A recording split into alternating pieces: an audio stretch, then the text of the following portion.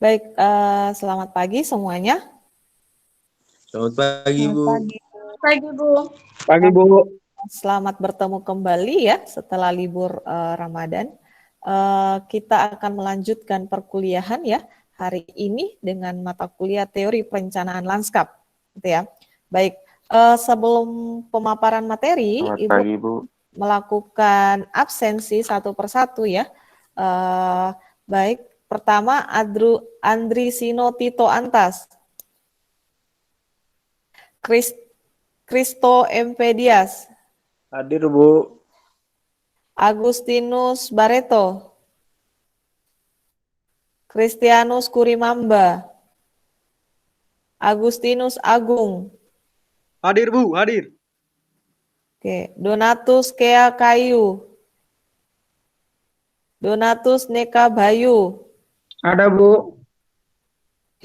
Heribertus Jeko, Novrianus Mali,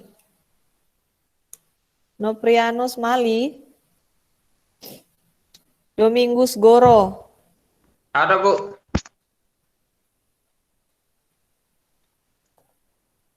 kemudian Apriliana, Ada, Bu.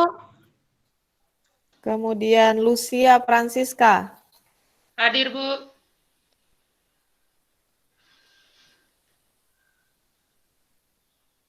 oh sebentar terlewat, Apriliana Ermile Linda,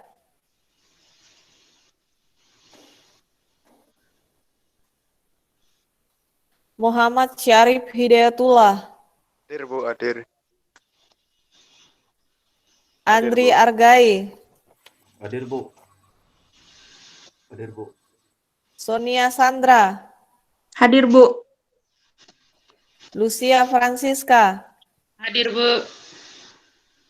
Frederica Billy, Hadir, Bu. Selviana Sesti, Hadir, Bu. Hadir, Bu. Angelica, Timotius Andriana Jehamin, Hadir, Bu, hadir. Alfredo Laubera, Hadir, Bu. Adrianus Haryanto Nathanael, Hadir, Bu. Darius Ora, Hadir, Bu. Hadir. Betrovinus Jemalut, Hadir, Bu.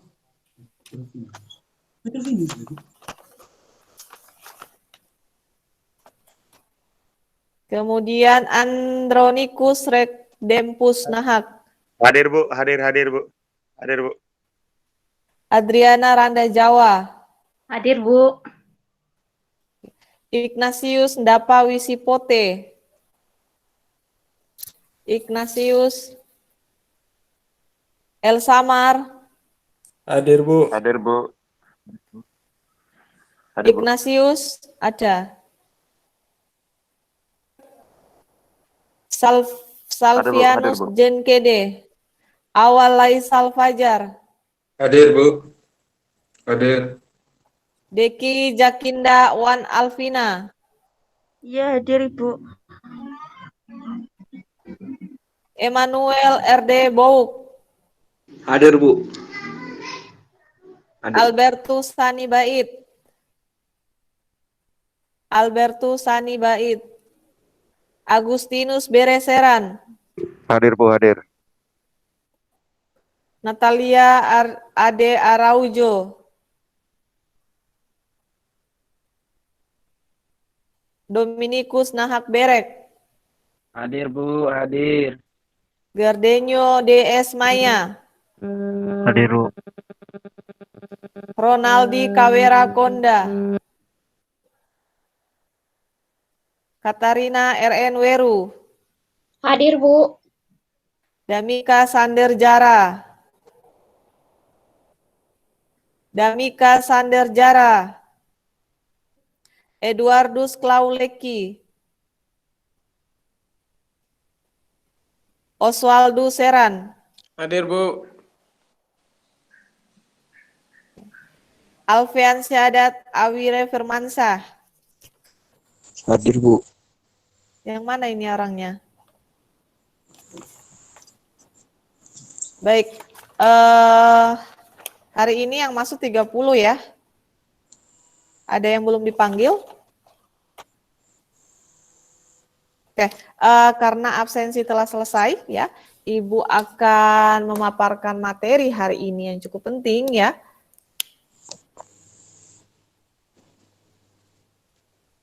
Jika materi sudah terlihat, monggo dikonfirmasi ke Ibu ya. Perkuliahan 30 orang berarti berakhir ada 30 orang. Ya, mohon diperhatikan, tolong jangan tidur, jangan melakukan dulu yang lain ya. Agar kuliah ini bisa bermanfaat untuk Anda.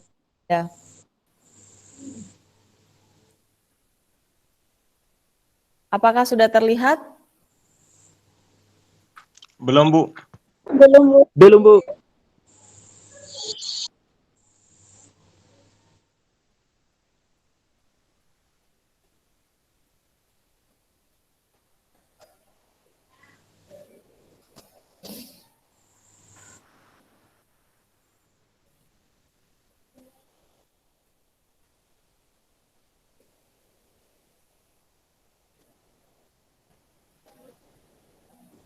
Sudah? Sudah, Ibu. Sudah, Bu. Sudah, Ibu. Baik. Hari ini kita melanjutkan perkuliahan ya, teori perencanaan lanskap oleh Ibu sendiri ya.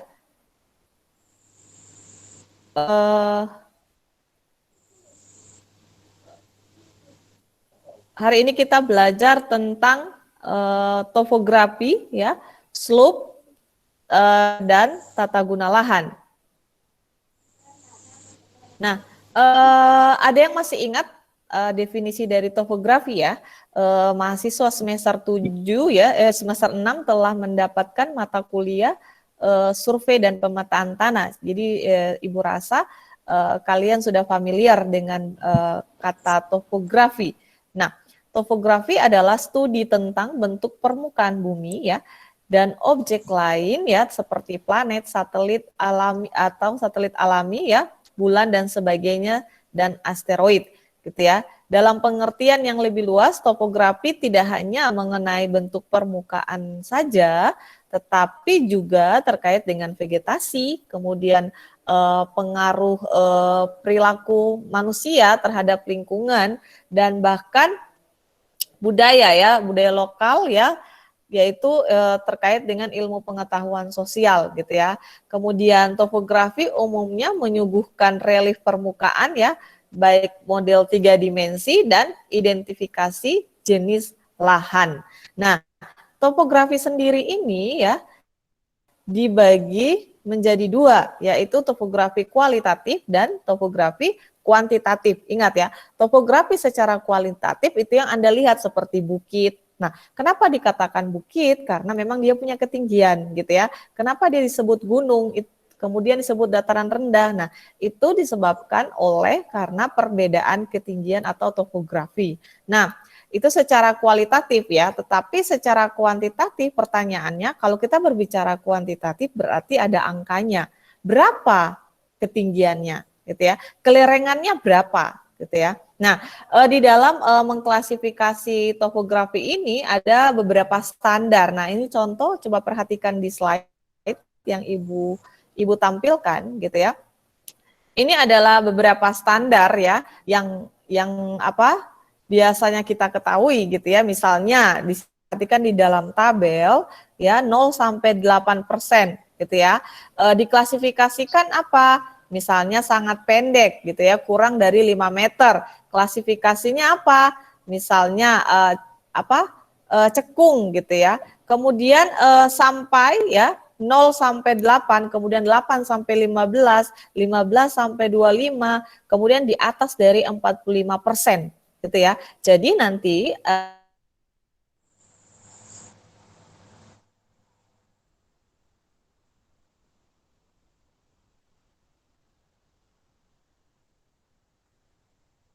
misalnya kriterianya sesuai misalnya scoringnya dan terkait dengan bobot gitu ya. Nah, topografi ini salah satu yang selalu digunakan di dalam Anda menganalisis sebuah tapak lahan atau kawasan untuk kepentingan perencanaan, gitu ya. Jadi sering digunakan. Nah, ada beberapa memang teori ya, klasifikasi, tapi tergantung Anda, sehingga di dalam Anda mengklasifikasikan, misalnya setelah Anda evaluasi lahan, ada beberapa standar gitu ya, tapi tergantung dari kalian, tidak masalah gitu ya. Oke, ini adalah klasifikasi dari sebuah topografi. Nah, sedangkan untuk slope gitu ya, slope adalah kemiringan gitu ya.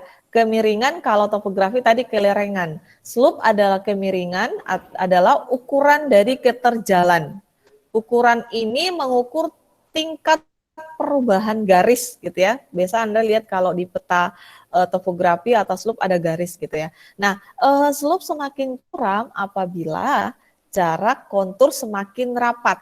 Masih ingat ya gambaran Ibu bahwa kalau garisnya semakin rapat itu menunjukkan curam gitu ya, semakin berarti ada yang kalau masih ingat di survei dan pemetaan tanah ya, gambar tampak atas gitu ya, ada lingkaran-lingkaran yang tidak putus gitu ya, sampai melebar gitu. Nah, semakin dia berdekatan garisnya itu berarti menunjukkan suatu ketinggian atau kecuraman.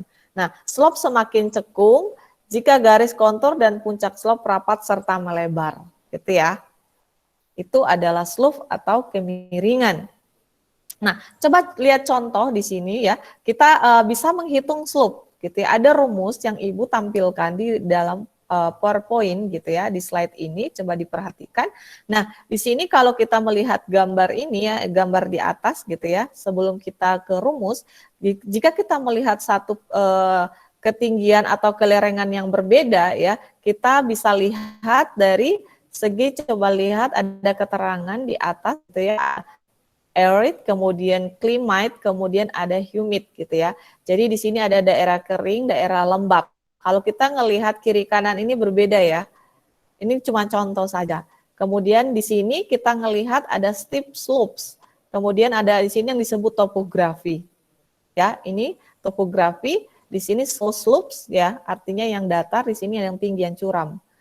Nah, dari sini ketika kita melakukan potongan dari tampak fitur dari landform ini gitu ya. Nah, kita akan melihat ya kemiringan ya, di sini contoh ada tinggi rise ya, kemudian ada run ya, panjang ya, atau apa panjangnya. Nah, panjang ini ada dua, yang tertinggi dan terendah. Di contoh ada 540 elevasinya ya, kemiringannya ada 520. Nah, ternyata menghitung slope itu mudah gitu ya. Dari ketinggian height difference-nya, kemudian horizontal difference-nya, satuannya meter. Jadi slope ketika di sini contoh 540 elevasinya, dia ada 520, berarti kita kurangi gitu, yang tinggi kurang rendah, jadinya 20 meter, benar ya, rise-nya jadi 20 meter.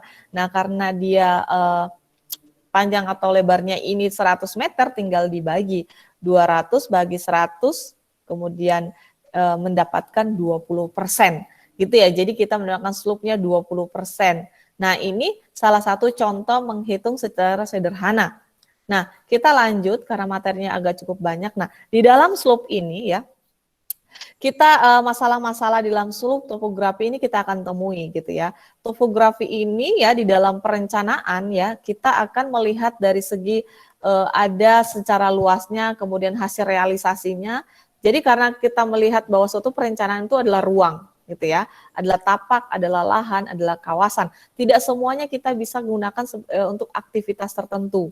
Sehingga di dalam kita merencanakan ya, harus hati-hati karena ada biasanya penyalahgunaan. Nah, penyalahgunaan ini bisa karena memang kita menetapkan struktur gitu ya. Kemudian ada fasilitas di lereng gitu ya.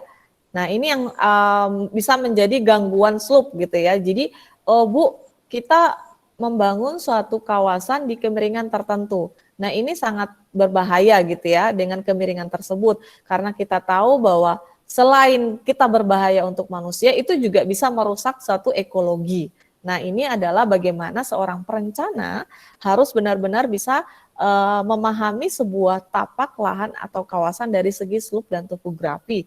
Karena bisa jadi yang Anda rencanakan bisa menyalahgunakan. Baik, kita lanjutkan. Nah, ini adalah beberapa penyebab gangguan utama slope, gitu ya.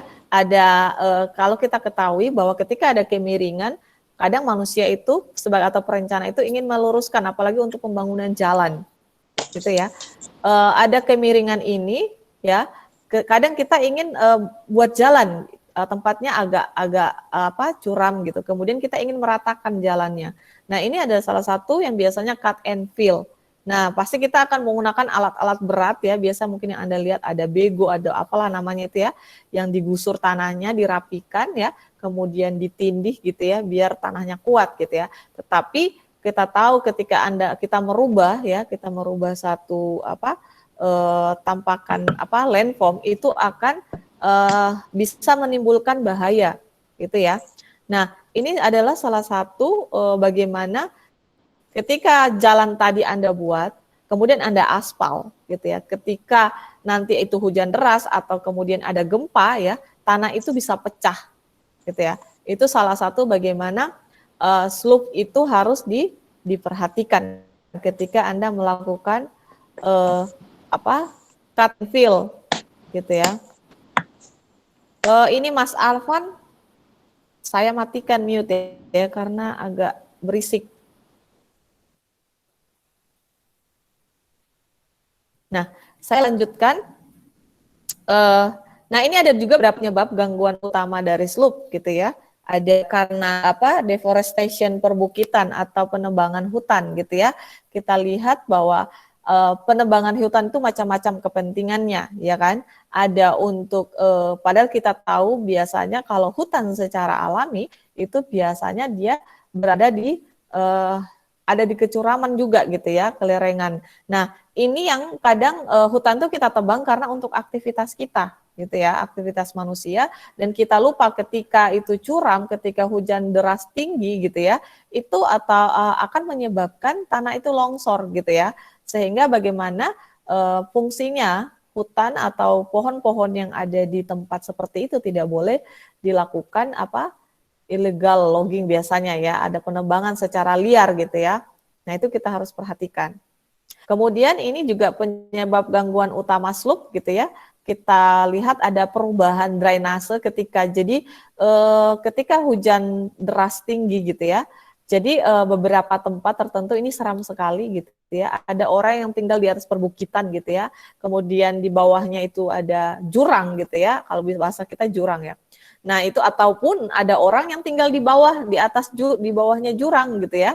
Nah, ini kita bisa lihat kanan kiri gambar bagaimana ketika hujan deras tinggi gitu ya, tanah itu bisa bergeser gitu ya, atau bisa disebut biasanya ada erosi gitu ya. Nah, itu akan menyebabkan longsor. Nah, ini adalah salah satu bagaimana kita menghindari aktivitas-aktivitas tertentu di berbagai slope gitu ya. Nah, slope ini sehingga menjadi satu pertimbangan di dalam kita nanti merencanakan sebuah ruang dan aktivitas serta struktur atau fasilitas yang ada. Nah, kita lanjutkan. Nah, ini adalah tingkat elevasi slope sampai 100%. Ini gambarnya terlihat ya. Ini Ibu ambil dari buku gitu ya. Jadi kita melihat dari slope ini dari kemiringannya ya gitu ya.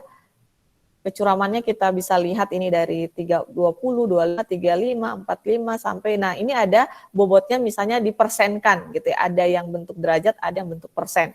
Nah, ini terkait bagaimana nanti land use ya. Land use sudah masih ingat ya, land use adalah penggunaan lahan gitu ya, tata guna lahan.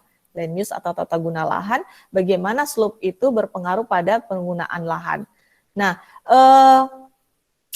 jadi kalau masih Anda ingat ya, kita belajar di survei pemetaan tanah dan di sistem informasi geografi dan penginderaan jauh, ya jadi slope ini bisa kita gunakan ya di dalam land use, dan land use ini kita petakan gitu ya. Nah, ini menjadi salah satu contoh dari klasifikasi tadi ya, ada 15, 20, 25, 30, 45%, lebih dari 45. Nah, ini kita bisa petakan dalam bentuk peta gitu ya. Sehingga kita bisa lihat, kita bisa klasifikasikan sangat curam, ya, very sip gitu ya. Sangat curam, misalnya yang hitam ini, karena ini hitam putih ya, maaf bukunya Ibu, ya, hitam ini adalah misalnya yang paling gelap ya warnanya, itu adalah kecuraman, yang sangat curam, cukup curam, tidak curam. Nah, dari klasifikasi ini ya, kriteria yang ini, dari untuk land use, penggunaan lahan, Anda bisa klasifikasikan, ya, curam, sangat curam, tidak curam. Nah, jadi slope ini salah satu yang digunakan untuk menganalisis sebuah land use, penggunaan lahan, rencana yang akan Anda gunakan. Nah, kemudian ini adalah beberapa hasil slope ya. Jadi Anda bisa mengklasifikasikan beberapa land use gitu ya. Ada maksimum dan minimal gitu ya. Minimumnya berapa? Jadi di sini misalnya untuk aktivitas tempat tinggal, playground, public ya, public stairnya, kemudian ada lawn. Nah, ini adalah beberapa land use, penggunaan lahan untuk misalnya tempat tinggal, tempat rekreasi, tempat wisata, tempat bermain anak. Nah, kemiringannya berapa standarnya, tempat bercamping gitu ya. Nah, ini adalah standar di mana persentase yang harus Anda gunakan di dalam nanti Anda memasukkan dalam analisis slope gitu ya, atau kemiringan nanti, atau baik topografi. Nah, ini adalah contoh gitu ya. Jadi kalau Anda ingin belajar lebih lanjut ya, Anda membeli buku yang judulnya Standar Perencanaan Tapak ya. Di situ basic atau standar untuk menganalisis sebuah land use gitu ya, untuk penggunaan lahan, untuk nanti Anda gunakan di dalam perencanaan, itu ada di buku itu semua. Itu digunakan tidak hanya orang arsitektur, tapi orang sipil, berbagai penataan ruang gitu ya. Karena di situ sudah ada standarnya, Anda hanya menggunakannya. Baik, kemudian ini adalah contoh ya, kemarin ya, kalau Anda lihat ini kakak kelas ya, angkatan yang lulus tahun 2016 kalau atau 2016-2017 gitu ya. Nah, ini adalah contoh ya, proses sebuah perencanaan gitu ya, bagaimana topografi digunakan di dalam sebuah analisis dan slope gitu ya. Ini adalah rencana lanskap Kota Malang Raya ya, tetapi konsepnya itu eco koridor di Kota Malang gitu ya. Kemudian ini waterfront city gitu ya, konsep waterfront city. Jadi kakak kelas Anda pernah merencanakan bagaimana ketika Anda membuat satu perencanaan seperti ini, yang seperti di poster, ini poster ya. Anda bisa membuat ini ya, salah satunya dengan menganalisis ketinggian ya, atau topografi atau kecuraman gitu ya. Nah, ini adalah salah satu peta-peta ini side plan-nya. Coba Anda perhatikan, ini side plan-nya, kemudian analisis yang Anda gunakan ya untuk lahan atau kawasan yang Anda rencanakan gitu ya.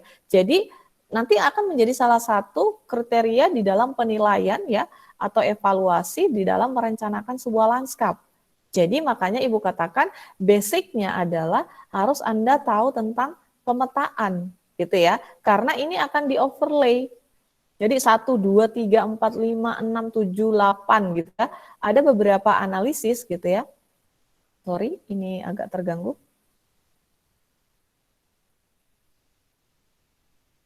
Oke. Nah, ada beberapa analisis yang nanti Anda akan gunakan gitu ya di dalam merencanakan sebuah lanskap gitu. Oke, Ibu next lagi.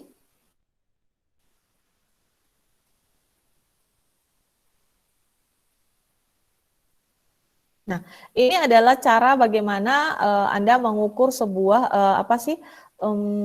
slope ya dari peta kontur gitu ya.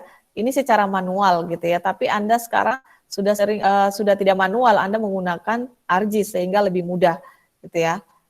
Kemudian jadi yang Ibu sampaikan tadi. Nah, kemudian ada interpretasi kemiringan dan bentuk slope gitu ya. Jadi Anda bisa lihat gini ada sebuah bentukan lahan gitu ya. Dari sini Anda bisa melihat berapa derajat kemiringannya gitu ya.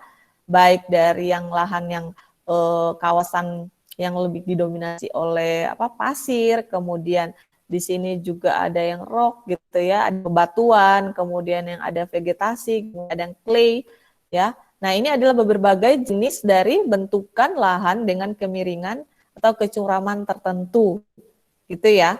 Ini antara kalau bentuk begini ini antara 45, kalau yang begini pasti semakin dia agak curamnya tidak terlalu gitu ya. Berarti dia 33, misalnya 35 ke atas gitu ya. Semakin dia seperti ini ya, lurus gini ya, itu semakin curam gitu ya. Itu sangat berbahaya.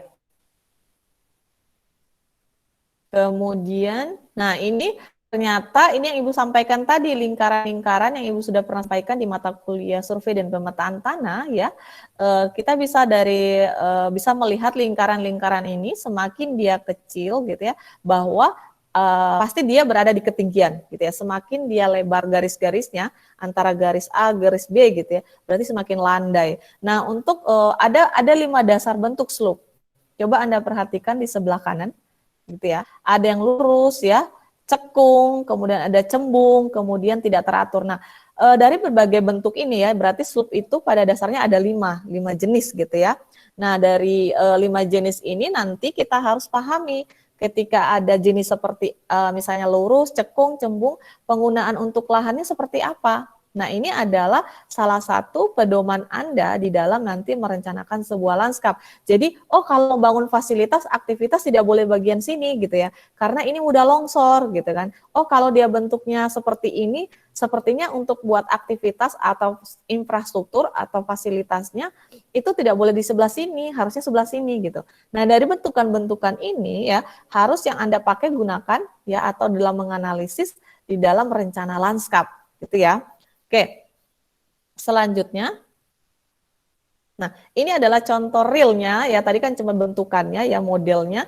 Nah ini ada beberapa contoh yang ada di California, ini soalnya bukunya luar negeri ya, jadi diberikan contohnya di luar negeri. Nah ini adalah beberapa contoh bagaimana ketika ada bentukan dari slope ini, kemudian bagaimana perencanaannya, kira-kira kalau saya mau buat infrastrukturnya, apakah itu jalan, apakah itu fasilitas gitu ya, karena ketika ada fasilitas di situ ada aktivitas, di mana yang sebelahnya aman, di mana yang tidak aman, di mana yang sesuai, di mana yang tidak sesuai. Nah ini yang harus diperhatikan. Kemudian, nah ada beberapa, lihat gambar di sebelah kanan, ini sangat menyeramkan ya. Tadi Ibu kasih 2 contoh, ada orang yang tinggal di bawah perbukitan, artinya tempat yang curam, tetapi ada juga yang tinggal di atas perbukitan gitu ya. Tapi itu juga dua-duanya sangat berbahaya gitu ya. Karena tadi slope-nya itu ya, kemiringannya, kecuramannya itu sangat sangat curam sekali gitu ya. Jadi ketika ada beberapa indikator kalau kita berbicara kemiringan itu nanti kestabilan tanah ya. Nah, nanti di situ belum lagi jenis tanahnya, apalagi pasir jenis tanahnya. Wah, hujan datang cencur gitu ya, langsung brebes gitu ya. Nah, ada beberapa indikator ketidakstabilan. Yang pertama, proses konstruksi yang tidak baik. Kedua, hilangnya vegetasi ya. Makanya kenapa di daerah-daerah yang misalnya kemiringan tertentu dan ada vegetasi, tadi yang Ibu sampaikan sebelumnya, tidak boleh dilakukan penebangan. Karena memang akar pohon itu yang mengikat air dan tanah gitu ya.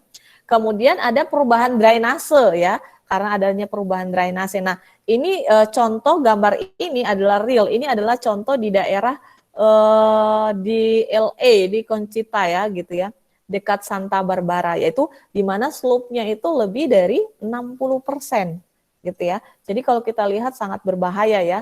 Ibu juga takut ya tinggal di bawahnya itu ya. Mungkin dari daerah Anda ada mungkin tempat tinggal ya yang atau pemukiman yang berada di bawah jurang seperti ini, kalau bahasa kita jurang ya.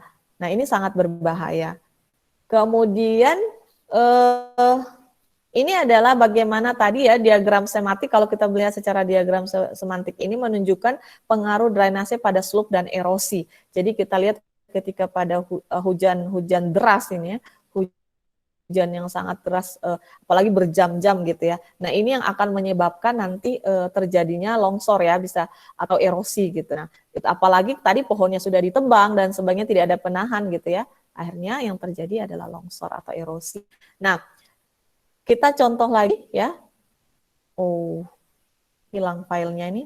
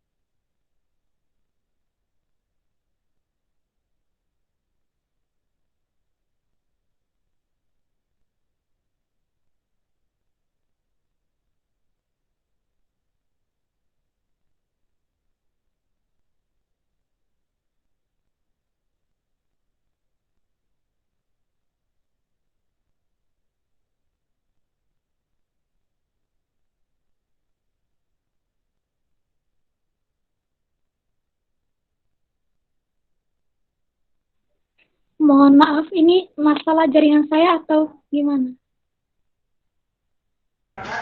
Mungkin ibu punya. Jaringan yuk umur Rabu. Mungkin kalian punya itu. Woi, Iya. Alfredo, jangan pakai bahasa itu, woi.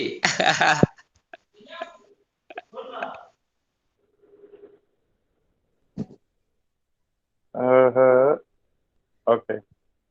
Oh, ibu keluar. Baru keluar kan jaringan. Tunggu. Bilang kalau memang kamu bosan. Catherine, kontrol weh. Bosan kantung diri. Jangan nyanyi.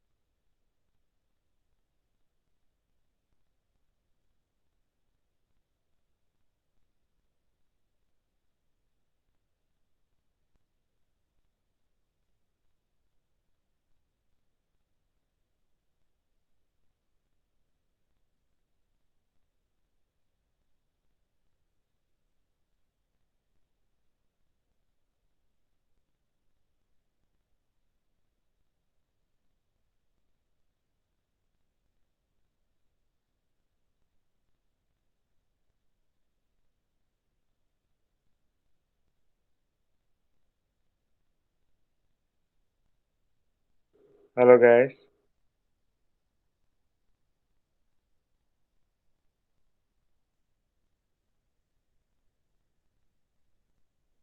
Halo guys. Guys, ada yang baru nih. Tidur Om, tidur. Ayo mas kita diam-diam begini saja ini susah. Duduk diam-diam Andrew. Jangan bisa tidur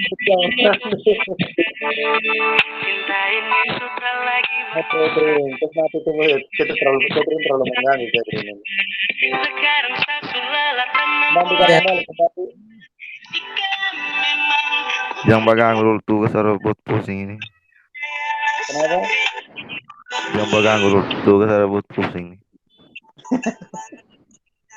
Pulang cepat kita kerja sama-sama di sini.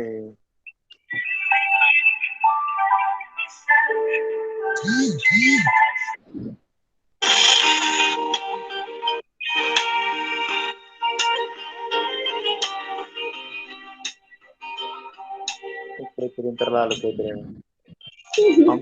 Sampai semakin noda saya. Break dulu ya. Ya Jangan musik. susah, Om. Semakin noda. Osvaldo sih. Terlalu noda. Nanti Aman terlalu kok. ya.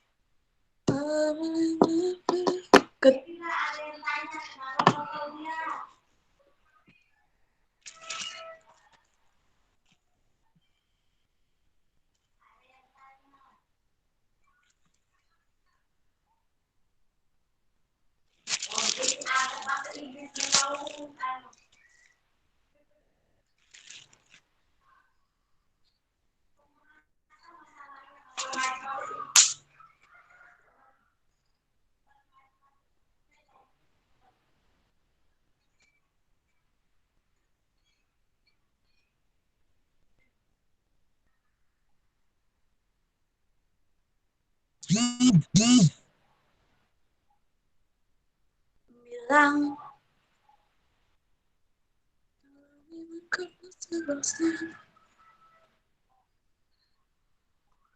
Aish. Aku.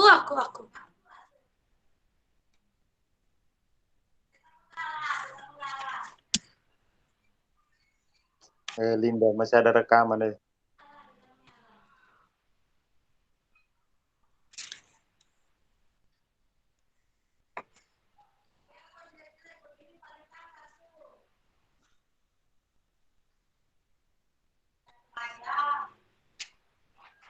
Mama tua nih Inggris di dia. Kupang jadi dia. Mangrai jadi dia.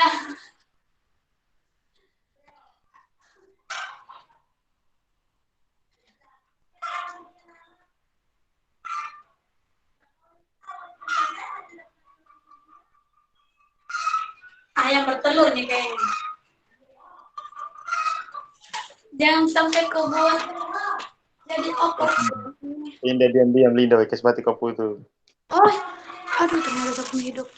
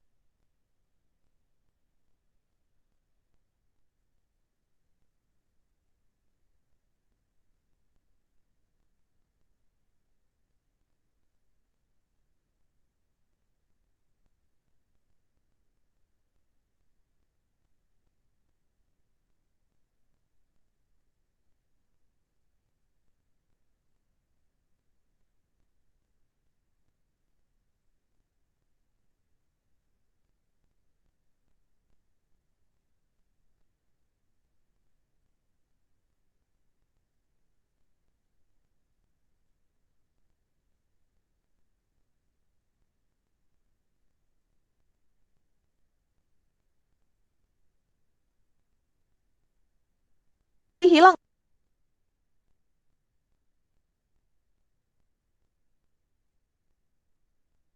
Tadi hilang nggak? Iya, Bu. Hilang, Bu. Ya, Tadi, Bu, hilang. Itu kayaknya. tadi penjelasan Ibu. Masalah jaringan kayaknya, Bu. Iya, kayaknya tadi mati. Tadi penjelasannya sampai mana? Halo? Sampai evaluasi slot, Bu. Bukan, Bu. Sampai mana? Yang penjelasan tentang kemiringan Bu yang slope tadi. Log, Bu. Kemiringan Yang mana? Slide-nya dibuka lagi Bu.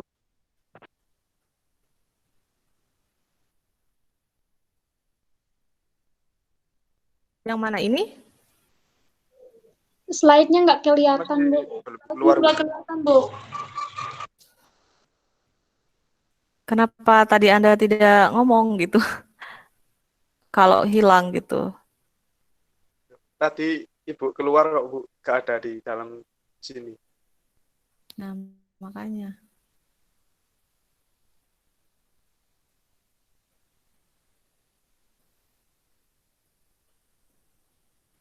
Biasa internet tuh agak lalo, jadi dia. Udah Bu, udah keluar Bu. Oke, tadi slide-nya sampai mana? Masih atasnya kayaknya Bu. Waduh, jauh sekali. Nah, ini Bu, ini. Jauh sekali. Nah, Baik, itu Bu. Ibu lanjutkan. Ini sudah ya penjelasan tadi ya? Udah Bu yang ini. Nah, oke. Sudah, Bu. Ini sudah. Berat. Bu. Ini Ya, sudah ini. sampai di sini. Baik, Ibu jelaskan kembali ya. Padahal tadi Ibu sudah tutup. Saya pikir masih terlihat gitu ya. Nah, di sini karena Ibu harus ke rapat ya. Nah, ini adalah bagaimana diagram sematik yang menunjukkan pengaruh drainasi pada slope dan erosi. Jadi ketika pada hujan deras yang tinggi gitu ya, dan di situ hutannya misalnya sudah tidak ada pepohonan untuk yang bisa menyimpan groundwaternya ya.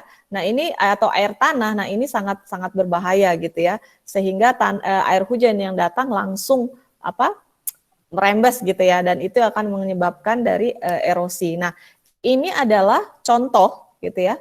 Contoh bagaimana pada saat Anda melakukan penilaian ya sebuah landscape ya. Jadi harus Anda melihat satu, coba Anda perhatikan gambarnya adalah kecuramannya, kemudian kecuraman sebuah tapak, kemudian komposisi gitu ya. Komposisi dari misalnya dari sebuah tapak, apakah itu berbatu, pasir, tanah liat gitu ya. Kemudian sejarahnya. Jadi sebuah tapak itu punya sejarah. Kalau dulu itu aslinya apa? Misalnya contoh itu mangrove, sudah tidak ada mangrove. Nah, itu harus Anda melakukan analisis itu, penilaian. Kemudian ada vegetasi ya. Vegetasinya apa? Nah, vegetasi ini menjadi salah satu indikator penting di dalam menganalisis. Kenapa? Nah, karena vegetasi ini kita tahu adalah sebuah tempat atau habitat, ya, tempat atau habitat misalnya satwa.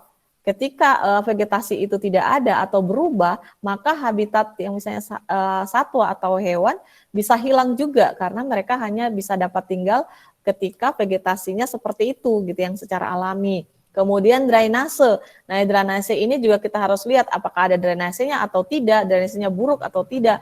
Kemudian land use. Nah, land use di sini penggunaan lahan, aktivitas apa saja yang ada di tapak lahan atau kawasan tersebut. Jika memang land use-nya itu dia masih hutan alami, ya, penggunaan lahannya belum ada, hanya alami land secara land cover-nya. Nah, itu bagaimana nanti ya penilaian Anda. Nah, ini adalah beberapa penilaian yang harus Anda lakukan ketika Anda merencanakan sebuah landscape.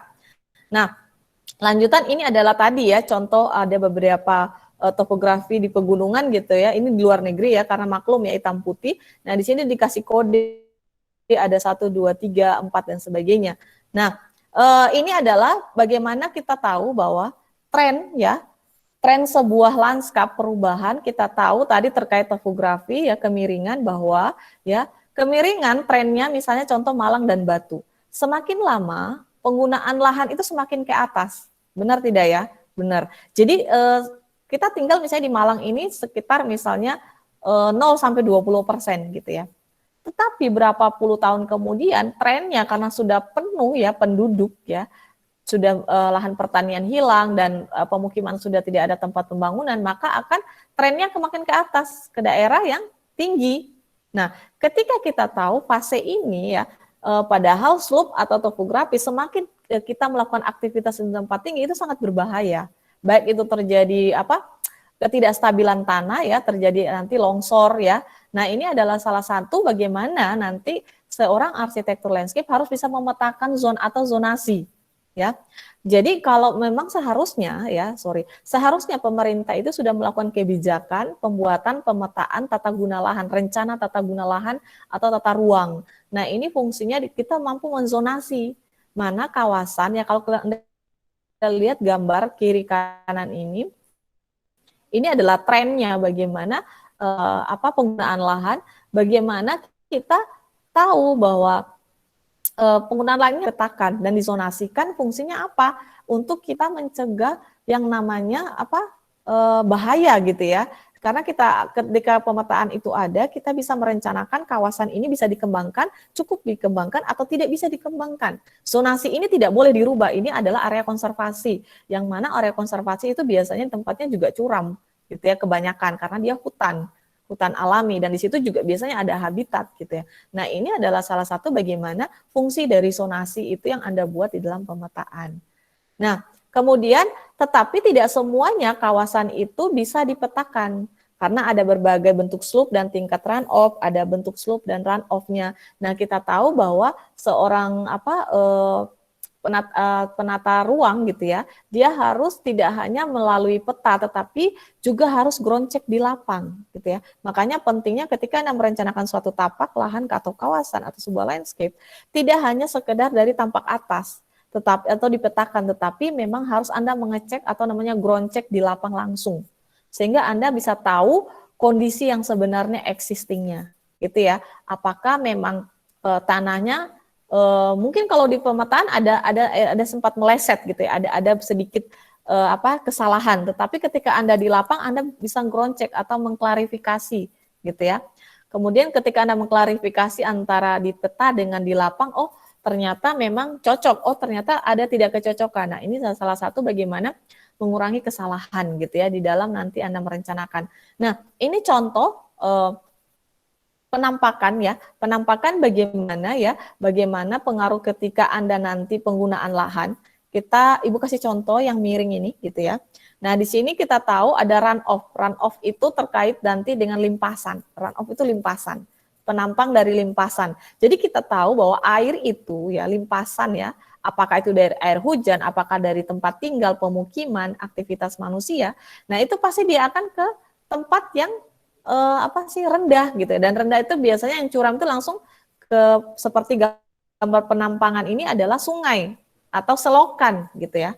Nah, ini kita harus perhatikan ya bahwa ketika pas kemiringan overlet flow-nya ini ya ada infiltration itu pengendapan air gitu di dalam tanah, kemudian ada surface flow-nya gitu ya. Nah, di sini ada groundwater di bawah, groundwater flow-nya ya, penampangan dari air tanah. Nah, ketika limpasan air hujan turun ya, kemudian dia pasti akan mencari tempat yang rendah. Nah, ketika dia pas pada saat pengaliran air tersebut, dia melewati hutan. Nah, ketika hutan ini pepohonan ini ya, dia hilang gitu ya, maka limpasannya semakin kencang. Semua air itu menuju ke sungai, tapi tidak ada yang dijadikan di air tanah gitu, di bawah. Ya, nah ini adalah salah satu bagaimana kita dalam merencanakan harus menjaga hutan alami atau apapun yang ada vegetasi di situ yang apalagi alami gitu ya. Itu merupakan salah satu bagaimana mencegah runoff-nya yang semakin besar gitu. Nah, ini ada contoh gambar di bawah. Ada local hydraulic cycle-nya ya, di mana di situ coba Anda perhatikan ya gambar kiri dan kanan ya. Gambar kiri dan kanan ada before construction-nya dan after construction-nya. Jadi sebelum ada konstruksi dan sesudah. Jadi kalau di kiri itu masih alami ya. Jadi kita lihat bahwa di dalam alam itu ada siklus gitu ya. Ada evaporasi, penguapan, kemudian ada invertation gitu. Interpretation-nya itu kanopinya itu dia bisa menahan air hujan dan sebagainya. Kalau Anda masih ingat di tanaman dalam lanskap ya, bagaimana proses itu terjadi. Nah, ketika aliran air itu mengalir ya, ada survey runoff-nya gitu ya. Ketika masih alami gitu ya, limpasannya itu sedikit. Coba Anda perhatikan. Karena dia akan diserap di bawah jadi groundwater, jadi air tanah. Tetapi dan dipegang oleh akar-akar pepohonan atau vegetasi. Tetapi ketika ada pembangunan gitu ya, ketika ada konstruksi di situ gitu ya, runoff-nya itu semakin besar. Coba Anda lihat dari gambar dari model ini ya, gambar tanda panah yang semakin besar gitu ya. Artinya di situ runoff-nya semakin besar karena dia sudah tidak bisa ditahan tadi runoff limpasannya. Nah, ini adalah salah satu bagaimana kita tahu ada dampak ya ketika sebuah lanskap itu dirubah ya.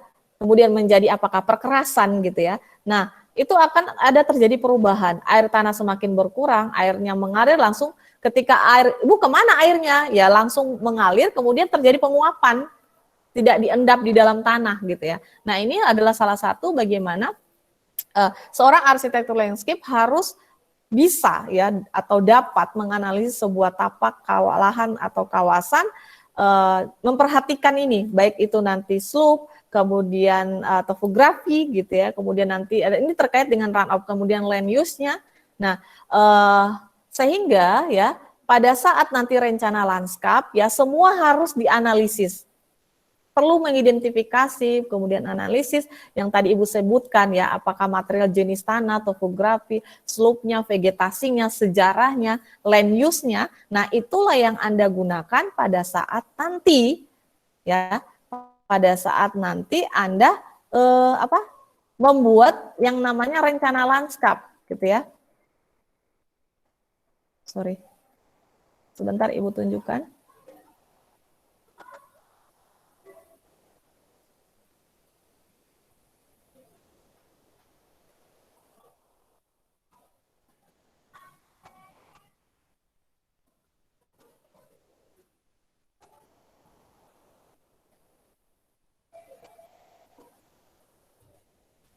Nah, ini gambar salah satu yang Ibu tadi sampaikan sebelumnya, slide ke-15.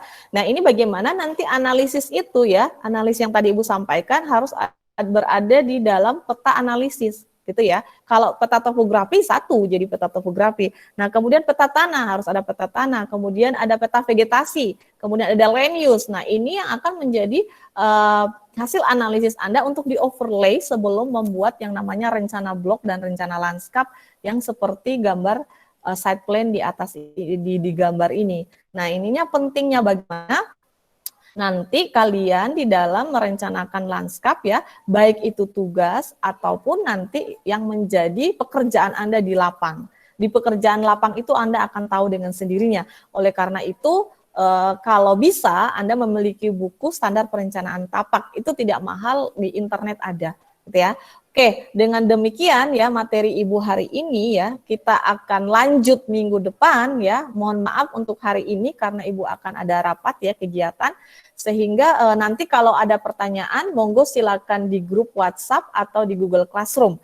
Dan setelah ini materi akan di-upload di Google Classroom gitu ya. Segala tugas, materi semuanya ada di Google Classroom. Dengan demikian ya, materi hari ini saya akhiri sampai di sini ya. Semoga bermanfaat ya dari pemaparan materi hari ini. Sampai ketemu minggu depan. Terima kasih, Bu. Terima kasih, Bu. Sama-sama. Terima kasih, Bu.